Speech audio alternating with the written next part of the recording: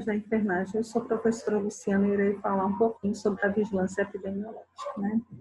Então, o que é a vigilância epidemiológica? É o conjunto de ações no qual proporciona o conhecimento e detecção ou prevenção de qualquer mudança nos fatores determinantes e condicionantes de saúde, seja ele de forma individual e seja ele de forma coletiva, né? E tem como finalidade a vigilância epidemiológica de recomendar e adotar medidas de prevenção e controle de doenças ou agravo, né, de acordo com o Brasil 2011. Lembrando que ela também tem como finalidade de conhecer a ocorrência por meio das doenças e outros agravos considerados prioritários, né?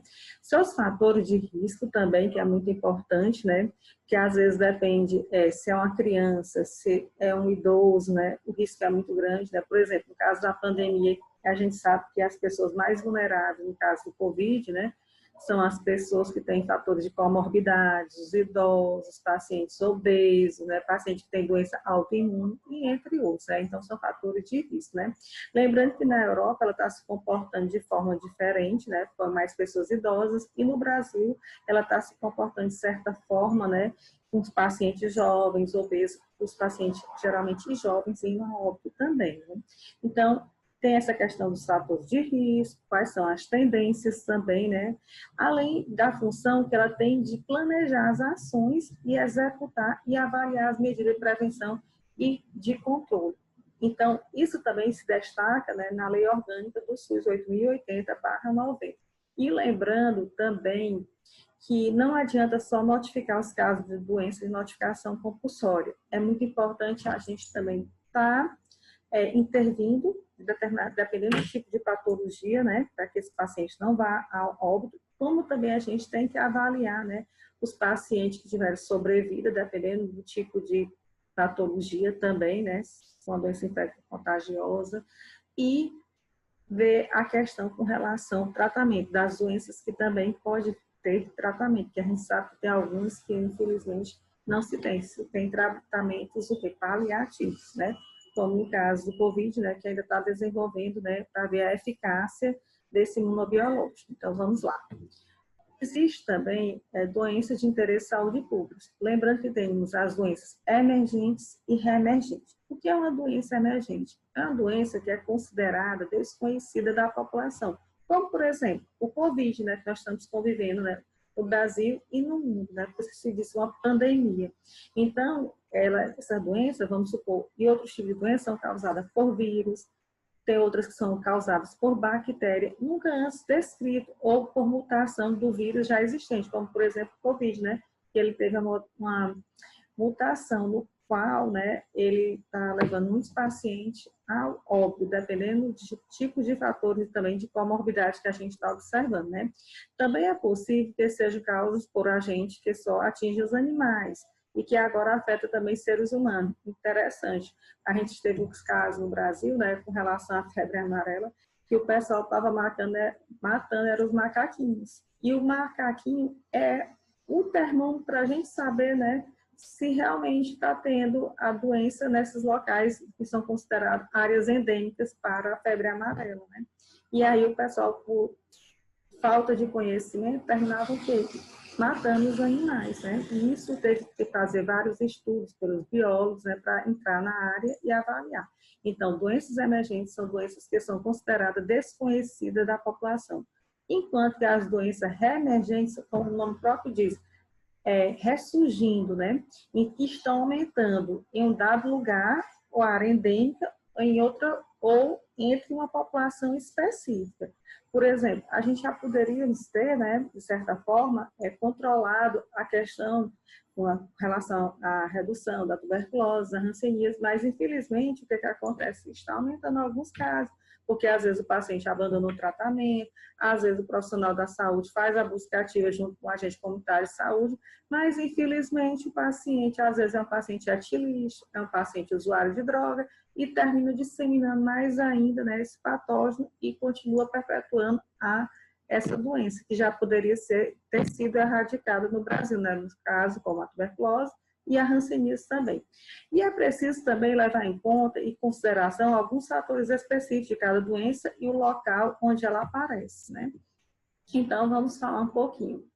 O SUS, a gente sabe que é uma da nossa política, né, de saúde, né, no Brasil, e ele tem como finalidade promover a saúde, priorizando as ações preventivas com relação às diversas patologias, né, e também a vigilância epidemiológica tem essa função de estar avaliando e controlando, né, e também fazendo educação em saúde, né, ela só tem função de planejar as ações de saúde, mas também ela tem que estar cobrando dos gestores municipais, estaduais, né, e os federais para que avaliem essas questões das doenças que são mais típicas, sejam endêmicas, e no caso da pandemia do Covid está avaliando, né, como é que está essa patologia está se repercutindo em cada local, né?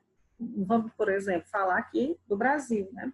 A gente sabe que a pandemia está tendo em vários locais do Brasil e do mundo, né?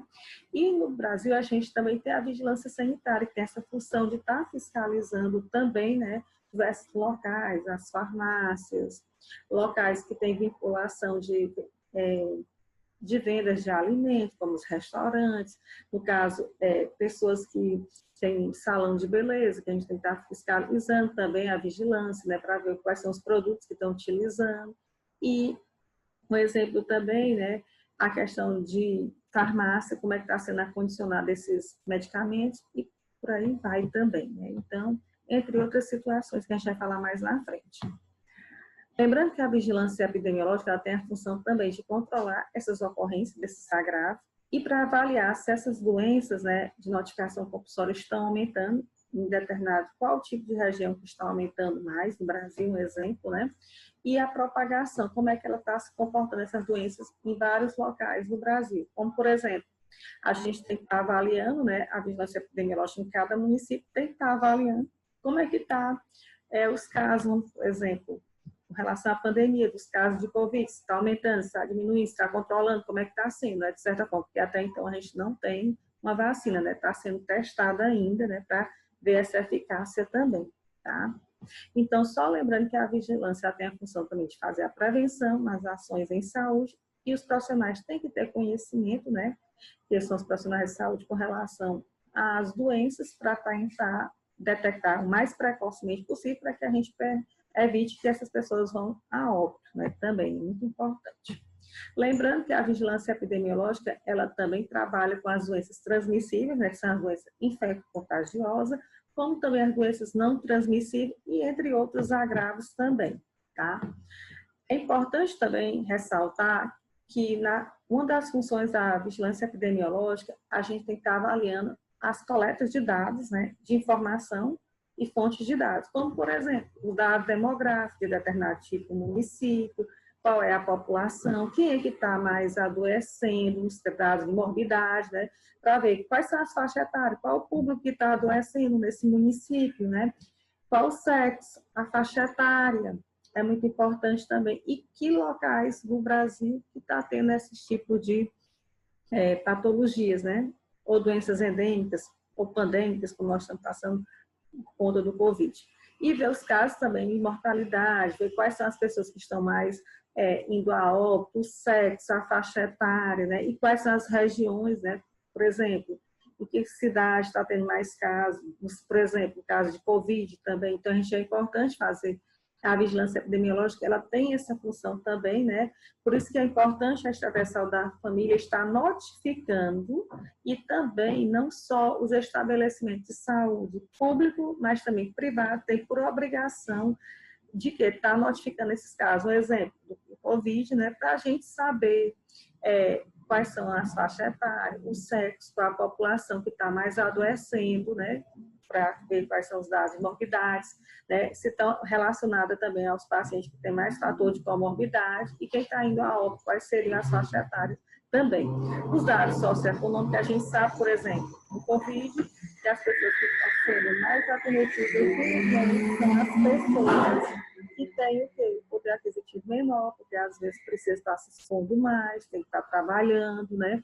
E às vezes também não estão utilizando as medidas preventivas de certa forma, né? A gente não tem a vacina, mas a importância de utilizar a máscara quando estiver saindo, evitar estar em locais aglomerados. O ideal é, se puder, ficar em casa, mas a gente sabe que nem todo mundo pode ficar em casa, principalmente as pessoas mais humildes que têm que trabalhar, né? Então, a gente sabe que isso, infelizmente, os profissionais de saúde que estão na linha de frente também, né? Eles também são muito vulneráveis, né? Por conta da própria atividade laboral também, né? Os dados ambientais é muito importante também a gente avaliar, né, como é que está sendo, porque às vezes a gente sabe que a vigilância epidemiológica tem que estar cobrando dos governantes a questão de com relação aos resíduos sólidos no município, para evitar algumas doenças que são vinculadas a vetores, né? Então, é importante que todos os municípios continuem fazendo a segregação do resíduo seja doméstico da casa, como também é importante estar cobrando, né, o município, a Secretaria Municipal de Saúde, está avaliando a questão também nos hospitais, né, com relação à segregação do lixo hospitalar, né, para não estar contaminando muito o ambiente, né, a importância das pessoas também fazerem a reciclagem, né, também estar levando para os postos de coleta seletiva, isso é muito importante também, né, a gente também tem que dar uma responsabilidade para as pessoas. E lembrando que outras fontes de coleta de dados, né, que é muito importante a vigilância estar observando, vamos supor, quando é os casos de notificação, né, que a gente sabe que tem o SINAM, né, por meio da notificação, então, os profissionais da área de saúde ou qualquer cidadão que tem conhecimento, né, em alguns assuntos da área da saúde, eles podem notificar esses casos, a gente sabe disso, né, que é importante notificar, não só notificar, né, mas e depois os profissionais fazerem o acompanhamento, a investigação epidemiológica e também a questão do encerramento desses casos, então é muito importante. Então, nós temos o SINAM, que é o Sistema de Notificação em Agravo, onde a gente tem a ficha individual de notificação e a ficha de investigação, né, epidemiológica, que a gente tem que estar avaliando, né, individual de cada paciente, para ver o encerramento, se esse paciente teve alta por cura, um exemplo, tuberculose, porque, por exemplo, se um paciente vai a um acidente e a estratégia de saúde da família não avaliar e colocar por exemplo, quem só pode fazer a declaração de óbito, se for que ele teve um acidente automobilístico. Então, o que é que acontece? Se o pessoal da estratégia de saúde da família não colocar que ele foi por acidente automobilístico, ele também vai entrar na estatística como óbito de tuberculose. Então, a gente tem que retroalimentar o sistema, dizer que ele não foi a óbito, não foi por tuberculose, e sim pelo acidente de trânsito, tá? Então, isso é importante que a equipe da estratégia de saúde da família veja essas questões. Lembrando que a declaração de óbito quem só pode preencher é o médico, né? E lembrando que a ficha é o sistema, que a declaração de óbito que só pode ser preenchida, como eu disse, pelo médico, e é o sistema de informação de mortalidade. Então, tem como a gente acompanhar, né? Que desde o ano de 2000, da metade de agosto do ano 2000, os sistemas de informação em saúde todos foram informatizados, inclusive o SINAM, né? Que é o Sistema de Notificação em Agravo, e o SIM, certo? Que é o Sistema de Informação e Mortalidade. Então, tem como a gente saber, por meio da ficha da declaração de óbito preenchida pelo médico, a faixa etária, o sexo, de que o paciente foi a óbito, por que tipo de patologia ou por complicação também, né? Então, isso é muito importante.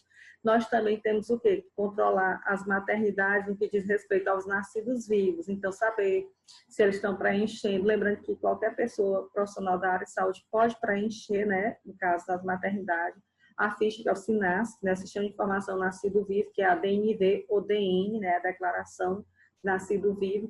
E lembrando que nessa declaração tem o sexo, a faixa etária, o apego da criança, né? E isso é muito importante, não deixar espaços em branco e o profissional ter o cuidado quando estiver preenchendo, né? Para não deixar lacuna. E lembrando que tanto a declaração de óbito quanto a DNV tem 3 vias. Uma vai para a Secretaria de Saúde, a outra vai para entregar para o familiar, para que o familiar, no caso, dê entrada no cartório, né? E a outra vai para as secretarias estaduais, que depois envia para o Ministério da Saúde. Lembrando-se também que os hospitais e ambulatórios que fazem atendimento, eles têm o sistema de informação hospitalar, né? Através da ficha de atendimento, né, da IH, que é justamente a ficha no qual vai dizer se for o paciente que for internado nesse hospital, a faixa etária, o sexo, o tipo de patologia que esse paciente adentrou no hospital, e também temos o sistema de informação ambulatorial, né? Que a gente vai ver quais foram os atendimentos, o sexo, a faixa etária, né? E lembrando que cada tipo de atendimento desse vai levantar o quê? Um boletim de produção ambulatorial, no qual vai falar todos os atendimentos que esses médicos, enfermeiros, técnicos de enfermagem fizeram, seja no atendimento hospitalar ou ambulatorial, como também é gerado produções, né, que é o boletim de produção ambulatorial do pessoal da Estatal da Família, por meio do SUS também, né, então é feito todo esse levantamento também. A gente sabe também que tem o sistema de informação, voltando aqui, né, o CISPNI, que é o Programa Nacional de Imunização, que eu não coloquei aqui, mas a gente vê quais são os imunobiológicos que foram ministrados nas crianças, nos adolescentes, adultos e idosos, a faixa etária, né? É muito importante que as coberturas estejam homogêneas, né, para que evite o ressurgimento de outras patologias, né, que infelizmente está acontecendo agora mesmo na pandemia. O que a gente está observando é o quê? Algumas doenças voltando, como a cachumba, o sarampo, né, que já tinha sido erradicado no Brasil, que voltou com força total, porque as coberturas não estão homogêneas. Então, é importante que as pessoas levem seus filhos para vacinar, e também os adolescentes e adultos idosos vão lá pôr seu cartão em dia vacinal, né, para reduzir essas patologias que poderiam ser evitadas, né? Principalmente no que diz respeito às doenças de notificação compulsória, que essa doença, que a gente sabe que tem algumas doenças infecto-contagiosas também, né? Lembrando-se também que temos outros tipos, né? Não é só notificar, como eu já falei, né? Mas também a ficha de investigação epidemiológica individual, onde a gente tem que ter um prazo para o encerramento, né, desses casos que foram notificados, né? Seja alta por cura ou ele teve alta por óbito, né, que pode acontecer também.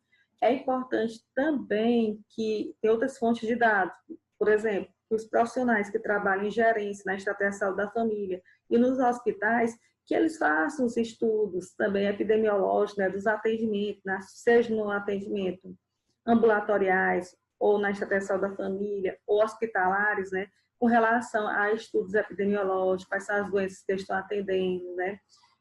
E a faixa etária, o sexo. Então, não é para ficar essas informações, eu digo para vocês, como é que eu posso dizer, no gabinete do secretário de saúde, só com o grupo técnico do secretário de saúde. E sim, é importante também a gente informar, né, por isso que tem o Conselho de Saúde, né, Municipal de Saúde, para que saiba, mas também a população em geral é importante saber, né, o que está sendo feito com relação à vigilância epidemiológica e também com relação à vigilância em saúde do município de cada, no caso do Brasil, né, de cada estado. É muito importante. O sistema Sentinelas também tem que estar vigilante, né? É uma fonte de dados também, né, com relação, vamos dar um exemplo, as doenças que são relacionadas às atividades laborais, por exemplo, né? Então, a gente precisa estar com esse sistema Sentinela vigilantes também, que faz parte também da vigilância epidemiológica. O Instituto Brasileiro de Geografia e Estatística também, ele fazem estudos, pesquisas com relação a alguns tipos de patologias, né? E não só de patologia, dos tipos de outros tipos de agravos também, como acidentes automobilísticos, por exemplo, né? É muito importante, né? É outra fonte de dados também. A imprensa também, quando for divulgar os dados, é importante que elas remitam os dados que realmente são, e se são fidedignos com relação, vamos supor, com relação à pandemia, divulgar dados oficiais do Ministério da Saúde, né? Então, que a fonte é uma fonte fidedigna, segura, que realmente foram tantos casos que foram acometidos no Brasil nessa semana epidemiológica, né? Que foram notificados, então, isso é importante, né? Também a imprensa faz esse papel, né? Também está divulgando, né, a população, né, também, e dentre outras fontes também, que é muito importante. E está sempre avaliando com o grupo técnico, né, no caso, na Estratégia de Saúde da Família, o secretário de saúde, com sua equipe, né, de técnicos, né, que avaliem esses dados para que possam procurar estratégias, planejar estratégia no que diz respeito às ações em saúde também do seu município, tá? Para poder enviar essas informações corretas para a Secretaria Estadual e a Secretaria Estadual também avaliar e enviar para o Ministério da Saúde, né? E lembrando que, como os programas todos são informatizados, a partir do momento que o médico faz atendimento na estratégia de saúde da família, ou seja, no atendimento ambulatorial, automaticamente essas informações já estão digitadas, né, pelo boletim de produção ambulatorial, né, e também pelo SUS, a produção dessa equipe da estratégia de saúde da família, para que repasse para os órgãos competentes avaliar, que é o Ministério da Saúde também, e a Secretaria Estadual também tem que estar avaliando, e municipais também, não ficar só no gabinete do secretário de saúde, tá? Lembrando que a vigilância epidemiológica brasileira, ela tem o quê? Ela tem que estar avaliando esses dados, como eu disse para vocês, né? Tem que estar sempre vigilante essas estatísticas, seja com relação ao SIM, que é o Sistema de Informação e Mortalidade do seu município, seja o SINASC, quantos nascidos vivos teve, né? Durante esse mês, durante o ano, qual foi o sexo, né? Então, é importante o Sistema de Informação e Mortalidade, quais foram as faixas etárias, né, que foram mais acometidas, os sexos também, quais foram as doenças mais que se repercutiram no seu município. Então, é importante estar avaliando.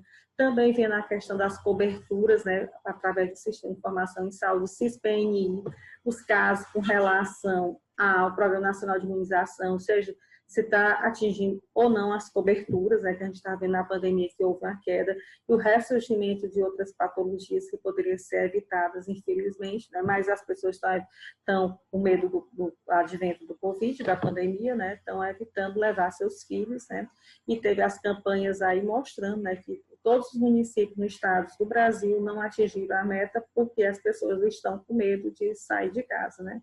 Então, é importante, né, o CISCAN, que é o Sistema de Informação com relação ao câncer de colo de útero, então ele tem como saber as faixas etárias das mulheres, né? Então a importância das mulheres estar fazendo a sua citologia oncótica também, né?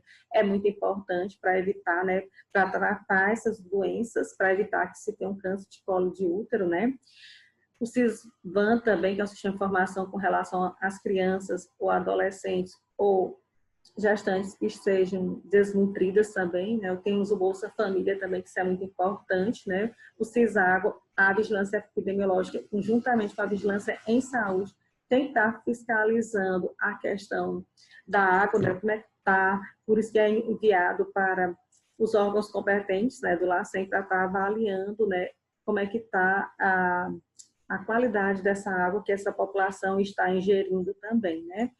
E o SUS, que é a produção de atendimento dos médicos, dos enfermeiros, dos técnicos, dos agentes comunitários de saúde, né, que fazem atendimento também. E lembrando que também o IBGE faz parte, né, de estudos também, ele está avaliando esses dados, né, como eu já falei antes, no slide anterior.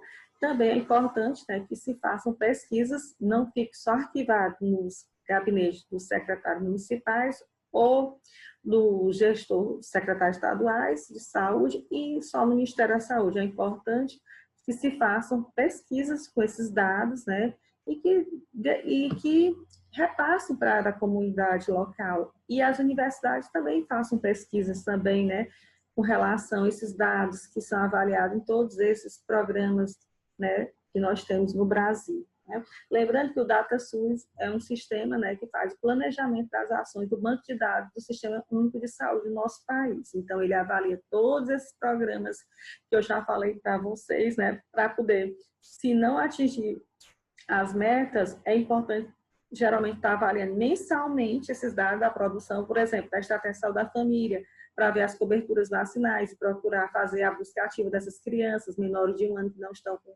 com cartão de vacina em dia, chamar o agente de saúde e ver se chama essa mãe, traz essa criança e vacina, né? Então, existe estratégia que os municípios podem adotar para reduzir, né, para que se tenham coberturas vacinais homogêneas, né? Então, para evitar, né, o ressurgimento dessas doenças, seja na criança, no adolescente, no adulto, no idoso. Então, essas ferramentas, né, sistema de informação em saúde, todos esses aqui, eles fazem parte, né, do DataSUS para avaliar, né. Então, nesse banco de dados do DataSUS tem todos os municípios do Brasil e dos estados, né, que eles avaliam todos os tipos de doenças e enfermidades que são notificadas e os atendimentos pelos médicos e enfermeiros, né? Então, dá para fazer trabalho científico com relação a isso, né? Como forma também de avaliação e planejamento, prevenção de determinados tipos de doenças. Também para que a gente consiga trabalhar, principalmente os gestores municipais e estaduais, para fazer as suas intervenções, né? Lembrando aqui, só mostrando para vocês que aqui é o site do DataSUS, né? E tem todas as informações, ó, indicador de saúde, assistência à saúde, dados epidemiológicos, você pode clicar aqui e ver, né, por município, por estado, por região, os casos de morbidade, o que é que essa população, vamos supor, a população de Teresina, de que é que ela está morrendo, quais são os municípios que tem mais casos, vamos supor, de Covid no estado do município do Piauí. Então, é importante se avaliar, né? Então, esse é o sistema que, geralmente, todos os atendimentos feitos pelos profissionais de saúde, eles, quando automaticamente jogam essas informações nesses programas que eu falei, todos aqui, então, o próprio DataSUS vai gerir todas essas informações e a gente dá para fazer pesquisas científicas, né? Tanto os gestores locais, que são os gestores municipais, estaduais e federais também, pode fazer, né, através desse banco de dados, o DataSUS, esse planejamento e avaliações das ações em saúde também. Lembrando um pouquinho que a gente vai falar agora sobre a vigilância sanitária, ela também faz parte, né, da vigilância em saúde, ela trabalha em consonância com a vigilância epidemiológica, né, também com as zoonoses, né, também é muito importante, com a vigilância endêmica também, né, então tem que estar todo mundo trabalhando em parcerias em prol da saúde da população do seu município, né, um exemplo, mas de todos os estados, cada um tem que fazer sua parte, né, para, vamos supor, a vigilância sanitária tem essa função, né, de controlar a qualidade com relação ao que diz respeito, através da fiscalização e supervisões nos estabelecimentos, no caso, das farmácias, os remédios, para ver como é que está sendo acondicionado, seja nas farmácias públicas e privadas, né, também como é que está sendo acondicionado é muito importante, porque a gente sabe que tem algumas medicações que elas têm que ter uma temperatura X para manter em equilíbrio em mais 2 e mais 8 graus Celsius, né? Tem outras que não podem estar em locais que tenha calor, porque vai alterar o princípio ativo dessa medicação, né? Também tem essa questão. Ela tem a função de avaliar e fazer supervisão nos estabelecimentos um exemplo, que realiza exames laboratoriais, hematológicos, né, como também nos hospitais, ela tem essa função também, está avaliando, né, como é que está esse hospital, né, se está tendo realmente um cuidado, né, com relação à higiene, à limpeza, como é que está a central material de esterilização, né, quando os médicos fazem os procedimentos, se tem centro cirúrgico, então observa como é que está esse centro cirúrgico também, esses hospitais públicos e privados, né. Outra coisa, a vigilância sanitária também tem que estar avaliando como é que está nos supermercados e nesses locais que vendem alimentos em atacado e varejo, como é que estão sendo acondicionados esses alimentos, né? Outro dia cheguei num supermercado X da minha cidade, muito conhecido, deparei um rato na prateleira. Quer dizer, cadê o controle da população de roedores? Cadê a desratização?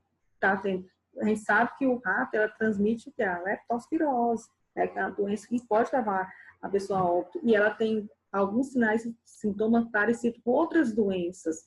Então, cadê esse gerente desse supermercado que não está observando, né, a desratização e avaliando essa questão, né? Então, eu passei esse susto, um exemplo. Então, cadê a vigilância também para estar fiscalizando esse supermercado, né? É importante sempre estar avaliando a higienização do supermercado, dos restaurantes, né? Como eu falei para vocês, a higiene dos hospitais, tudo que vincula ser humano, né? E motéis, hotéis, as instalações e observar como é que está o nível de higienização, isso é muito importante. As maternidades também é muito importante, né? E em relação a como é que elas estão fazendo a segregação, né, os hospitais do seu material, seja, por exemplo, fez uma amputação de um membro, a questão na hora das maternidades, como é que está sendo feita a questão os resíduos das placentas, que, né? Então, tudo isso aí tem que ser visto. Então, tem que ter um fluxograma com relação a quê? A questão no que diz respeito a como é que está sendo esse fluxo de segregação da coleta desse lixo doméstico e hospitalar, desse hospital e dos domicílios da população nos seus municípios. Então, ela tem essa função também, a vigilância epidemiológica, certo? Outra coisa, é importante, de acordo com o que eu já falei para vocês, né, todos os casos têm que ser notificados, né, no SINAM, né, que eu já falei para vocês. Ela também faz parte é uma comunicação obrigatória e autoridade à saúde, né, também. Lembrando que ela pode ser notificada e pode ser realizada por médicos, profissionais da área de saúde ou responsável pelos estabelecimentos de saúde públicos e privados, tá? Então, tem que ter, é obrigatório, como vocês estão vendo, essa comunicação, tá? Lembrando sobre a ocorrência de caso suspeito ou confirmação de doença agravo de evento de saúde pública. Lembrando-se que às vezes as pessoas pensam, né, os acadêmicos de enfermagem, um exemplo, e o de medicina tem que ter o cuidado no que diz respeito ao seguinte: a gente não só notifica com resultado laboratorial, dependendo dos sinais e sintomas que o paciente adentrou no estabelecimento de saúde, seja na estratégia de saúde da família, ou seja no hospital público ou no hospital privado, você notifica e depois, quando sai o resultado, pega a ficha de investigação, né, individual de investigação epidemiológica e coloca o resultado, se realmente foi com relação àquela patologia. Vamos supor, um exemplo, doença infecto-contagiosa. Então, não é só caso confirmado, caso suspeito também é feita a notificação compulsória, tá? E lembrando que essa notificação compulsória pode ser imediata ou semanal. Imediata ela tem que ser notificado em menos de 24 horas e semanal até 7 dias também, tá? E lembrando que a vigilância epidemiológica, ela tem as suas atribuições em cada esfera de governo. Então, os municípios têm suas obrigações de estar cobrando, seja nos estabelecimentos de saúde públicos e privados, as notificações e as investigações e o encerramento num prazo de 90 dias, um exemplo com relação a alguns tipos de patologia, né? Porque a gente sabe que tem algumas que é 180 dias, né? Então, é importante que ele faça essa avaliação, né? Os técnicos do município da vigilância epidemiológica estejam cobrando, no que diz respeito aos profissionais, essa questão de estar retroalimentando o sistema se o paciente teve alta por cura ou foi a óbito de determinado tipo de doença de notificação e agravo, notificação compulsória. Um exemplo, uma doença infecto-contagiosa. A esfera estadual, né, que a Secretaria Estadual ela tem função de fiscalizar os municípios, como também a esfera federal, que é o Ministério da Saúde, tem a função de fiscalizar a Secretaria de Saúde também, né, para ver se realmente estão notificando, investigando, encerrando os casos e se estão fazendo o planejamento e a avaliação do banco de dados com relação à notificação do SINAM, com relação aos atendimentos, tá? E a importância também, né, tá avaliando também, como eu falei, todos aqueles outros programas, que todos os programas, desde da metade de agosto de 2000, foram todos informatizados. Todos os municípios do Brasil foram obrigados a trazer seus técnicos, né, e o pessoal da informática para aprender como, no caso, digitar essas fichas, né, que o profissional preenche, e depois esses técnicos, os digitadores digitam. Hoje não tem mais isso, não. Isso foi em 2000. Hoje, na hora que o médico faz o atendimento, a enfermeira, automaticamente ela vai no computadorzinho, do postinho, e digita a notificação lá. Seja com relação a algum patógeno, uma notificação compulsória de um agravo, né? Um exemplo, caso de tuberculose, ele notifica, né? E tem que fazer os acompanhamentos mensais, né? Tá cobrando esse paciente vir no postinho e retroalimentando todo mês até terminar o tratamento do paciente da tuberculose, um exemplo, né? Então, geralmente o tratamento é durante 6 meses. Então, ele no 6º mês, e lembrando, sempre fazendo os exames para ver se realmente não encontra mais bacilos ao ácido resistente, Aí só assim a gente diz que realmente esse paciente não está mais com TB, né? Então tem essa função também, até encerrar o caso. Lembrando que o instrumento de notificação compulsória do SINAM, que é o Sistema de Notificação em Agravo, né, de doenças, é a ficha individual de notificação, como eu já falei no início da aula, e nós temos a FII, que é o quê? A ficha individual de investigação. Não basta só notificar, né? E lembrando que ela é individual, é por pessoa. E é importante também que se preencha essa ficha de forma correta, sem deixar nenhum dos dados sem preencher. É muito importante o nome da pessoa, a faixa etária, a data de nascimento, o sexo, o endereço, o nome da mãe e tudo, e mais outras informações que eu vou falar para vocês mais na frente. E depois o encerramento dos casos seria com a estratégia de saúde da família, né? Que o pessoal da Secretaria Municipal de Saúde, né, geralmente o gestor envia para aquela área que foi descoberto o caso, né, e pede para fazer o acompanhamento desses pacientes. Lembrando que o SINAM, o Sistema de Notificação em Agravo, ele pode ser operacionalizado, foi operacionalizado, antigamente era tudo manuscrito, né, em 2000, a partir de agosto, todos os municípios foram obrigados a informatizar, né, os programas que são preconizados pelo Ministério da Saúde, né, em todos os estados do Brasil e municípios também, né, os estados fiscalizam o município, como eu já disse para vocês, e o governo federal fiscaliza as secretarias estaduais. Lembrando que o SINAM pode ser operacionalizado no nível administrativo, periférico, né, seja as unidades de saúde, seguindo a orientação com relação à descentralização. Por isso, o município notifica, a Secretaria Estadual de Saúde observa se ele fechou todas vamos supor, com relação àquela patologia, se ele fechou no tempo certo, né? E é importante que também o Ministério da Saúde, a esfera federal, avalie os estados, né? E lembrando que, por isso que ele é descentralizado, cada um tem sua competência, no nível local, que é o município, no nível estadual é a Secretaria Estadual de Saúde e no nível federal é o Ministério da Saúde. Por isso que ele é descentralizado, essas ações do Sistema Único de Saúde, tá? E esse instrumento deve ser encaminhado aos serviços responsáveis de informação, que são o quê? A vigilância epidemiológica das secretarias municipais, que é preciso repassar semanalmente, por isso que a notificação, né? Ela tem semanalmente, tem algumas notificações que eu disse para vocês que é imediata e é obrigatória pelos estabelecimentos de saúde públicos e privados, como eu já falei para vocês, e os arquivos para as secretarias estaduais de saúde, né? É importante também a retroalimentação, eles estarem fiscalizando os municípios, né? As secretarias estaduais de saúde. Caso não ocorra nenhuma suspeita de doença, as unidades precisam preencher um formulário. Então, existe um formulário. Quando não existe, vamos supor que essa semana agora, a notificação, vamos supor que terminou essa semana. Então, não houve nenhum caso de notificação compulsória, então existe uma ficha, que é um formulário que é chamado notificação negativa. Então, eu digo que no município de Teresina, neste mês, nessa unidade de saúde, não teve caso, o caso que eu faço atendimento, um exemplo. Então, não houve caso de notificação compulsória. Então, ela é chamada o quê? Notificação negativa.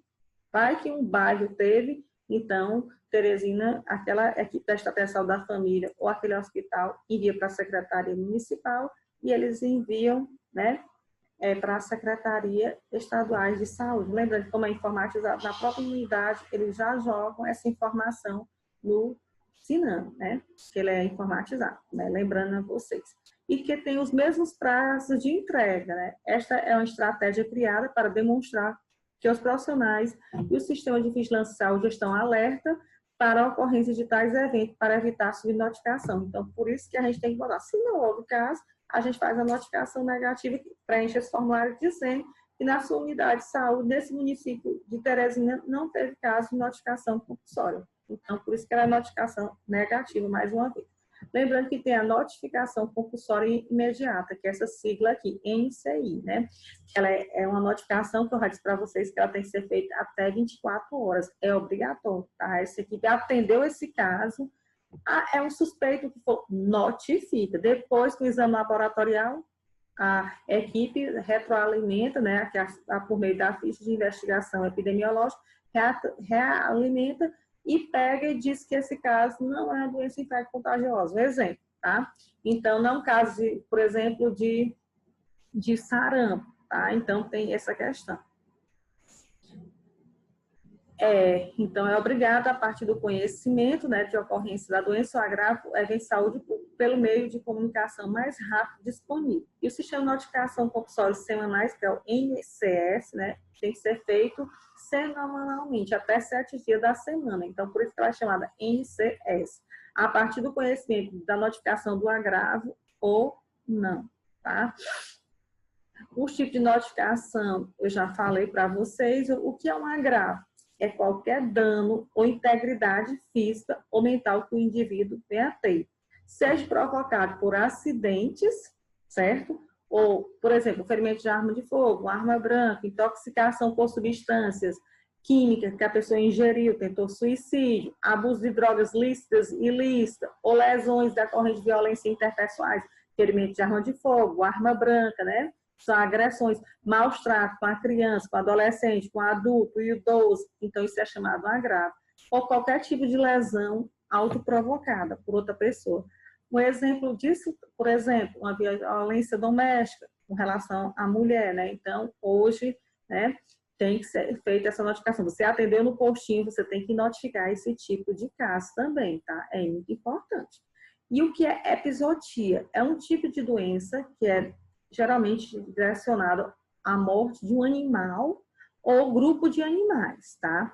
Que possa apresentar risco à saúde pública. Então, quando eu falei para vocês que teve alguns casos, um tempo atrás, que estavam morrendo, morreram alguns macaquinhos, o que é que aconteceu? O povo, voltou a febre amarela porque a doença é transmitida pelo macaco. O macaco é um termômetro, o agente etiológico da doença. E o que é que aconteceu? O povo foi matar com o macaco. Então, isso é errado, gente. Por isso que a gente tem que observar se realmente... Aí, quando o pessoal veterinário ia fazer a autópsia no animal, via que era pancada, era um tiro que mataram o macaco. E não era uma doença, não era a febre amarela. Nesse caso, em algumas regiões. Outras realmente foi positivo, né? Então, aí nesse caso, o pessoal da endemia e a estratégia da família tem que fazer o quê? A vacinação daquela população local, né? Que existe vacina para a febre amarela, né? Como forma de intervenção. Então, vamos lá. E o que é um evento de saúde pública?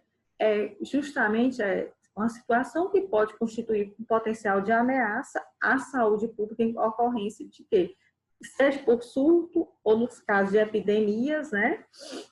Típicas, doenças que acontecem em vários estados, em vários municípios, ou doenças endêmicas, ou doença ou agravo de causa desconhecida. Então, um evento de saúde pública é isso, né? Que pode causar alteração no padrão clínico epidemiológico das doenças conhecidas, com potencial de disseminação, magnitude, gravidade, severidade, transcendência e vulnerabilidade, bem como a epizotia, que são as doenças vinculadas aos animais, como eu já falei para vocês, ou morte vinculada aos animais, ou agravo decorrente de desastre ou acidentes, né? Como, por exemplo, um exemplo, no caso, em decorrente de desastre, seria o quê? Vamos supor aqueles carros que têm materiais com produtos químicos, né? Então, que pode causar um problema ambiental. Então, isso aí é um evento de saúde, considerado um evento de saúde pública, tá? E quais são as pessoas que são mais vulneráveis? Então, a gente sabe que são mais as crianças, os adolescentes, desculpa, no caso da pandemia, são as crianças, os idosos, as pessoas que têm obesidade, as pessoas que têm doenças comorbidades, como hipertensão, diabetes, paciente que tem doenças autoimunes e por aí vai, né? Tem essa questão. Lembrando, o que é uma vigilância sentinela, gente? É justamente um modelo de vigilância realizado a partir do estabelecimento de saúde, no qual ele é estratégico para a vigilância, para avaliar o que? A morbidade, as doenças que são mais acometidas dessa população, por isso que é chamada vigilância sentinela, os casos de mortalidade. Quem é que está morrendo mais desse município? É homens, é mulheres? Qual é a faixa etária? Qual é o sexo? Um exemplo. E os agentes etiológicos, quais são as doenças que estão sendo mais acometidas essa população, tá? E a faixa etária, o sexo, de interesse para a saúde pública. Com participação facultativa, segundo norma técnica específica da Secretaria de Vigilância em Saúde, né, que é a SDS, do Ministério da Saúde. Então, a vigilância sentinela, ela tem que estar vigilante o tempo todo para todos esses casos de notificação, morbidade, mortalidade, doenças que sejam, principalmente doenças epidêmicas, ou doenças infecto-contagiosas, por falta de cobertura vacinal. A pandemia, infelizmente, nós não temos ainda. A vacina está sendo testada, né, para a gente avaliar a eficácia, então, os laboratórios estão tudo fazendo, então, uns estão já em fase 2, outros estão em fase 3, né, para depois ser feito, né, avaliar a eficácia e ser feito depois na população em geral, né. E vamos falar um pouquinho das... Bem, gente, dando continuidade, né, à aula de doenças de notificação compulsória, tem a portaria 264, geral do Ministério da Saúde, que ela é 17 de fevereiro de 2020, né, que ela revogou essa portaria número 4, GM, geral do Ministério da Saúde, né, de 28 de setembro de 2017. Lembrando que essa portaria 264, de 17 de fevereiro de 2020, ela retrata a questão que diz respeito à doença, com relação à doença de Chagas crônica, né? Como também a criptococose e a esporotricose também. Então, essa aula aqui eu vou falar em outro momento para vocês, né? Mas lembrando que essa portaria 264, ela de 2020, ela é bem nova, bem recente, né? Ela revoga a portaria 4 de 28 de setembro de 2017. Onde ela retrata, essa de 2017, né, essa 4, a lista nacional de notificação compulsória de doenças e agravos de eventos de saúde pública.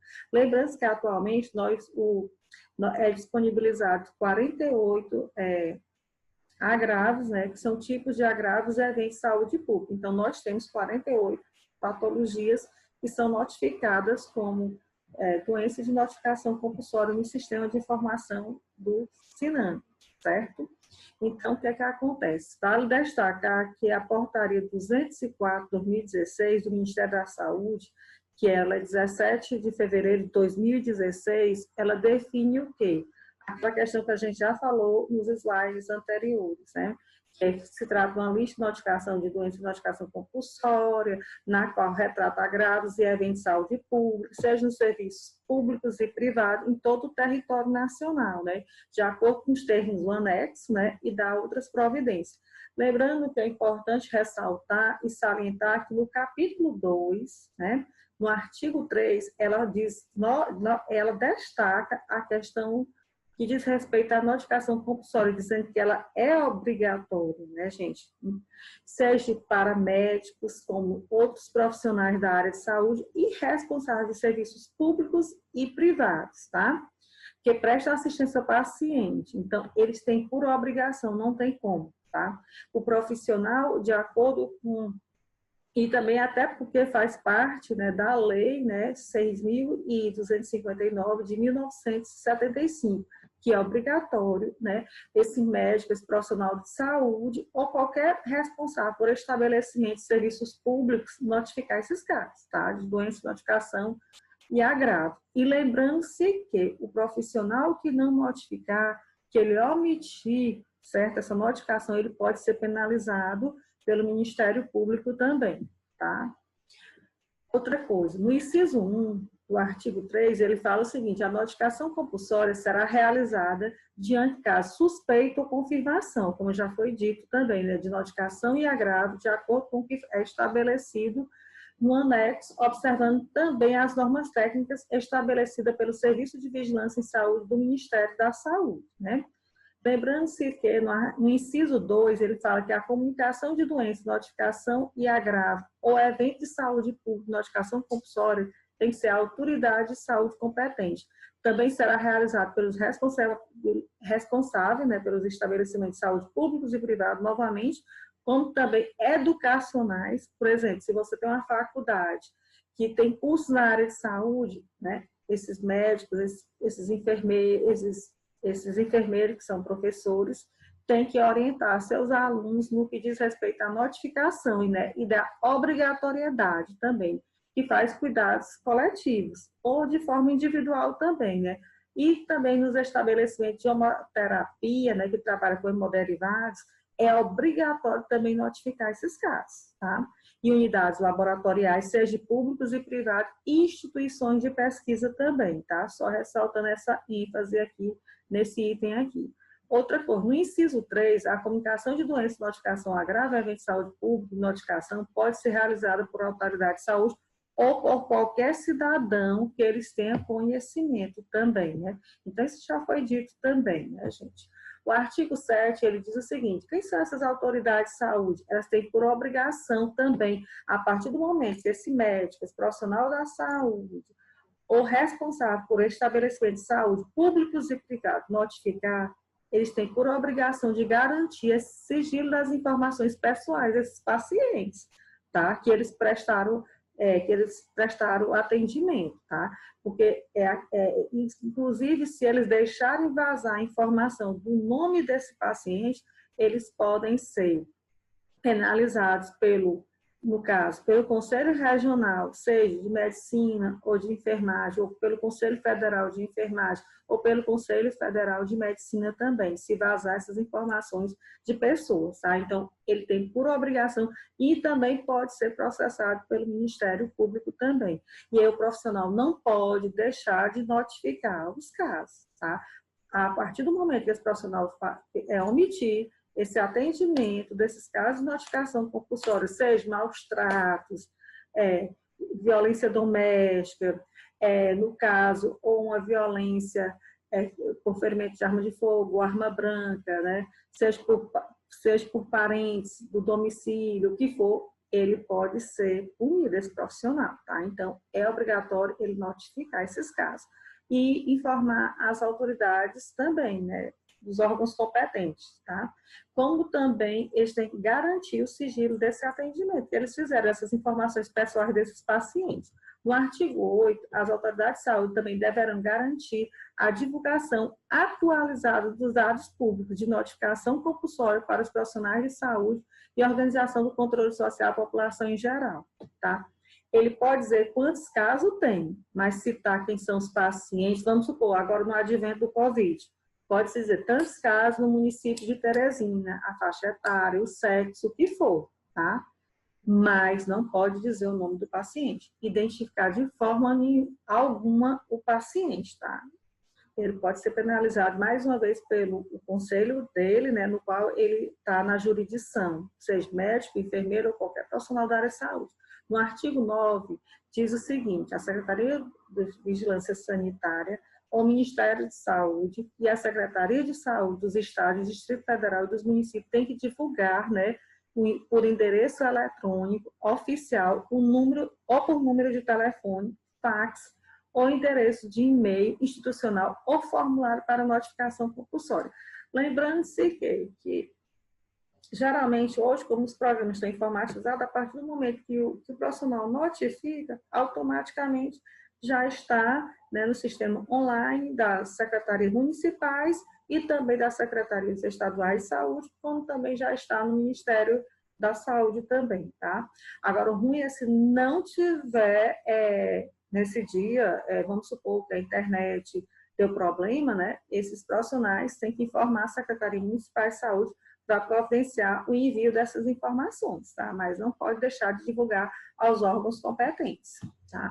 No artigo 10, o Serviço de Vigilância em Saúde, o Ministério da Saúde, publicará normas técnicas e complementares relativas aos fluxos, os prazos, instrumentos de definição de casos suspeitos e confirmados, né? Porque os profissionais, não basta só, como eu já disse para vocês, só notificar, tá?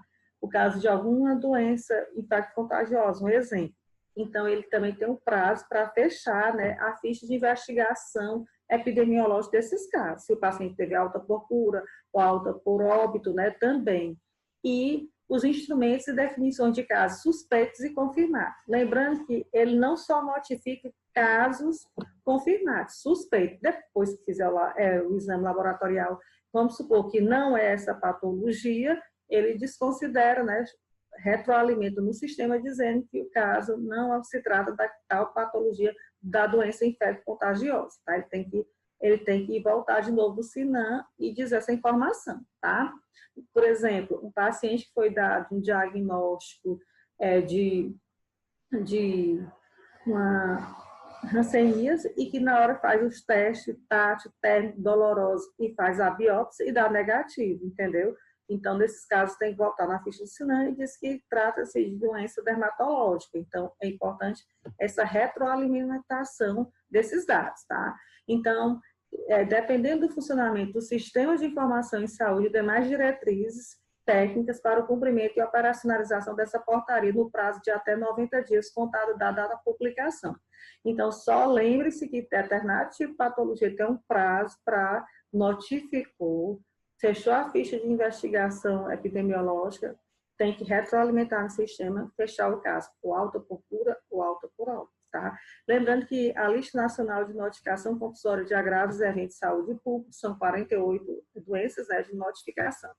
Então, nessa portaria, né, continuando, 204, 2017, 2016, 7 de fevereiro de 2016, ela retrata, continuando no artigo 10, né, ele fala que as relações das doenças de agravos monitorizadas por meio de estratégias de vigilância em unidades sentinelas e suas diretrizes constarão em ato específico de acordo com o ministro de Estado da Saúde. Então, lembrando que todo evento de estratégia de vigilância de unidade sentinela, seja um acidente de trabalho que o profissional teve, ou seja um agravo de vigilância doméstica, ou um suicídio, ou um caso de drogas lícitas e ilícitas, tem que ser notificado esses casos, tá, gente? Lembrando que no artigo 11 também retrata a questão das epizootias, que são as doenças vinculadas por morte de animais, tá? E suas diretrizes de notificação constarão em ato específico de acordo com as normas do ministro do Estado de Saúde. Então, é importante também, né, esses casos informar também, né? Principalmente algumas doenças que são vinculadas a alguns tipos de animais, né? No capítulo 2 também, que a gente já falou em outros itens, quando a gente abordou a questão da notificação compulsória em violência, né, à mulher. O profissional que atender, seja estabelecimento da estratégia da família ou estabelecimentos públicos e privados, ele tem por obrigação, essa mulher que foi agredida pelo seu companheiro, ou por seu esposo, ou namorado, o que for, eles têm por obrigação de notificar essa agressão, tá? Lembrando que no artigo 2 fica instituído o serviço de notificação compulsória à violência contra a mulher, tá? Então, no inciso 1, ele retrata, né, desse artigo 12, os serviços de referência serão instalados inicialmente em municípios que possuam capacidade de gestão que preenche critérios epidemiológicos definidos, né? Mostrando, quando ele notificar, ele dizer em que local foi encontrado, se teve alguma lesão, em que local foi que eles encontraram hematoma, se houve necessidade do médico, né, fazer uma sutura, ou se houve necessidade realmente, foi um ferimento de arma de fogo, que houve necessidade de cirurgia, então eles têm que fazer todo esse processo, né, e mostrar e colocar na ficha de notificação, né? E se essa mulher for a óbito, também tem que colocar como um tipo de violência contra a mulher, né? E notifica e também coloca no óbito que foi uma violência ocasionada, seja por um ferimento de arma de fogo, a pessoa da mulher, né, que foi acometida também. Então, o profissional não pode fazer vista grossa, tá, gente? Isso é muito importante. Já aconteceu atender nos postos, né, mulheres vítimas, mães vítimas de agressão por filhos, eu notifiquei esses casos, o médico fez a sutura do supercílio dessa paciente, tá? Mas a gente não pode fazer vista grossa. A gente pode ser, como é que chama, punida pelos nossos órgãos competentes, se for denunciado por alguém, como também pelo Ministério Público, também a gente pode responder a processo, tá? Também administrativo. Então, tenham cuidado, não façam vista grossa, notifique, façam atendimento a essa paciente, tá? Vítima de agressão, como também dê o suporte emocional e, se ela precisar, né, faça os encaminhamentos para o suporte psicológico também, tá? No inciso 2, os serviços que tratam o caput desse artigo, né, com relação à violência contra a mulher, deve ser monitorizado e avaliado pela Secretaria de Vigilância em Saúde do Ministério da Saúde, sendo que a partir desse processo será programada sua expansão. Então, no artigo 13, ele também fica aprovado a forma do anexo 2 e do anexo 5, que retrata a ficha de notificação compulsória da violência contra a mulher e outras violências interpessoais também, que será utilizada em todo o território nacional. Então, gente, qualquer profissional que atender esse paciente, seja mulher ou outros tipos de pessoas agredidas, tem que ser notificado, certo? Seja violência doméstica, o irmão que agrediu outro irmão, o que for, mas tem que ser feito, tá? Ou se for uma agressão na rua e esse paciente chegar na estatal da família ou no hospital, a gente tem que fazer essa notificação sim, tá? No artigo 14, 14º, desculpa, a notificação compulsória de violência contra a mulher seguirá os seguintes fluxos. Primeiro, o preenchimento ocorrerá na unidade de saúde onde essa pessoa foi atendida pela vítima, tá? 2, a ficha de notificação é remetida, a gente tem que remeter ao Serviço de Vigilância Epidemiológica ou serviço correlato da respectiva Secretaria Municipal de Saúde, onde os dados serão inseridos em aplicativo próprio. Vamos supor que você tem um postinho, que você não tem internet, você leva para a sua Secretaria Municipal de Saúde para que outras pessoas, né, outros técnicos, digite essa notificação, tá? É muito importante. O item 3, as informações consolidadas serão encaminhadas à Secretaria de Estado de Saúde e, posteriormente, à Secretaria de Vigilância e Saúde do Ministério da Saúde. O artigo 15º, ele retrata na Secretaria de Vigilância em Saúde, em conjunto com a Secretaria de Atenção à Saúde e do Ministério da Saúde, definirão as diretrizes, os mecanismos de operacionalização dos serviços também, tá? Então, eles têm que dar continuidade a esse tipo de atendimento, tá? O artigo 16 fica delegada a competência ao secretário de Vigilância em Saúde para editar, quando necessário, normas regulamentadoras desse capítulo, né, com relação à violência contra a mulher, tá? Lembrando que o capítulo 3, quer dizer, fala com relação às epizootias de notificação compulsória e suas diretrizes para notificação. Então, animais que foram a óbito ou que transmitiram doenças, né, tem que ser notificado também essas fichas com relação às pessoas que foram acometidas. Então, no artigo 3, 17º, ele retrata e define a relação das epizootias de notificação compulsória e suas diretrizes para notificação em todo o território nacional. Então, a gente tem que fazer também. No artigo 18, a comunicação de doença ou agravo ou evento de saúde pública de notificação compulsória à autoridade de saúde competente será realizada mais uma vez, gente, pelos profissionais de saúde, o responsável pelos serviços públicos e privados, além dos estabelecimentos, seja públicos e privados também educacionais e unidades laboratoriais, como hemocentros também, que a gente já falou, né, instituições de pesquisas também, para esses casos de epizootia também, tá? Lembrando que no parágrafo 1 retrata a comunicação de doença, agravo ou evento de saúde pública, notificação compulsória pode ser realizada à autoridade de saúde por qualquer cidadão que deles tenha conhecimento ou por estabelecimentos públicos ou privados relacionados no manejo de animais, tá? Na forma do anexo 3 e do anexo 5 também, né? No que retrata. O artigo 19º fala que as autoridades de saúde garantirão a divulgação das atualizadas dos dados públicos de notificação compulsória para profissionais de saúde, órgãos de controle sociais e população em geral. Foi aquela história que a gente falou no início, quando a gente começou a falar sobre essa temática. Ou do que a gente notificar, é importante que a gente comunique às autoridades, né?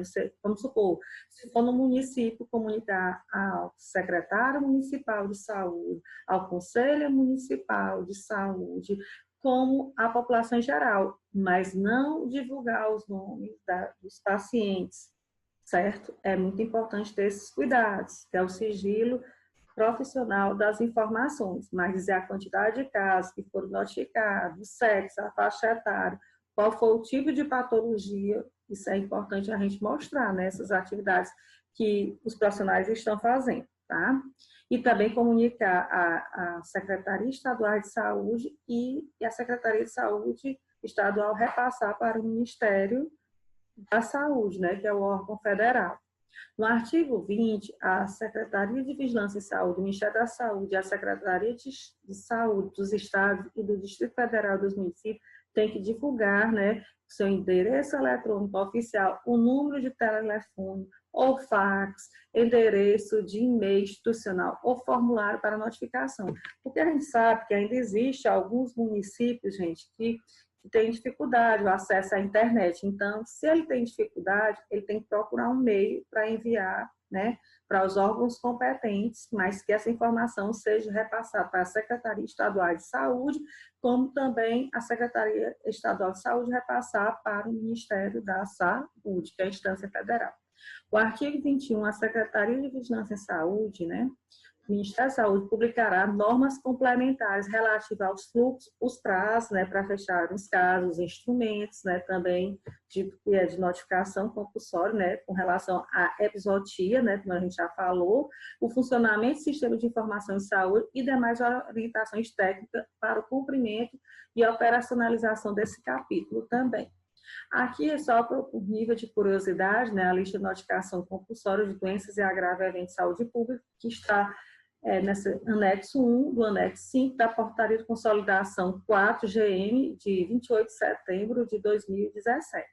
Aí tem todos os tipos de doença, então, lembrando que são 48 patologias, né, de notificação compulsória, né, lembrando que tem a questão da notificação imediata, que tem que ser notificada até 24 horas, né, e tem as notificações semanais, até 7 dias, né, também, e o que é as doenças que são de competência para ser orientada imediata, até 24 horas, para o Ministério da Saúde, a Secretaria Estadual de Saúde, e a Secretaria Municipal de Saúde, quais são as notificações, de acordo com a periodicidade de notificação e de doença ou agravo. Então, aí depois vocês vejam direitinho, baixem essa portaria, dê uma olhada, né, as que são direcionadas a cada tipo de secretaria e as que são de notificação semanal e as que são de notificação imediata e que tem que ser comunicado o mais rápido possível para o Ministério da Saúde, tá, gente? Então, aqui essas,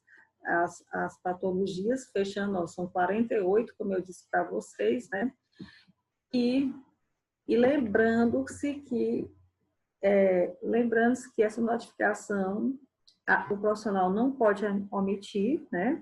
Essa notificação, então tem que notificar e fechar a ficha de investigação epidemiológica também, né, é muito importante, né, no sistema também, online, né, e outro pequeno detalhe, lembrando que o SINAM, ele tem que ser alimentado sempre, né, semanalmente, e se não tiver caso de notificação, é considerado uma notificação negativa, como eu já falei também, e é importante também que qualquer dúvida, tem todos os protocolos, o profissional pode entrar em contato com a Secretaria Municipal, né, e tirar dúvidas com os coordenadores municipais, né, para que eles deem suporte para vocês acadêmicos, no caso, quando estiver estagiando, né, nas vigilâncias em saúde, né, que geralmente a gente leva os alunos, levo muitos alunos para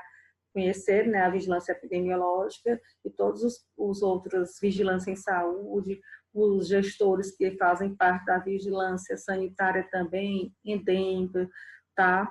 No caso, com relação também a questão com relação ao CISPNI, que a gente leva para conhecer, né, a rede de frios municipais também, né? Então, é importante o aluno também conhecer e sempre lembrando da notificação e fechamento e encerramento, porque existe prazo, tá, gente? Então, essa aqui é só para mostrar para vocês um tipo de notificação aqui, ó, da ficha de notificação compulsória de violência contra a mulher, né? Então, vocês estão vendo aqui, ó, tem o número da ficha, número tal, aí você vai colocar o número de ordem de atendimento e o número da notificação, certo?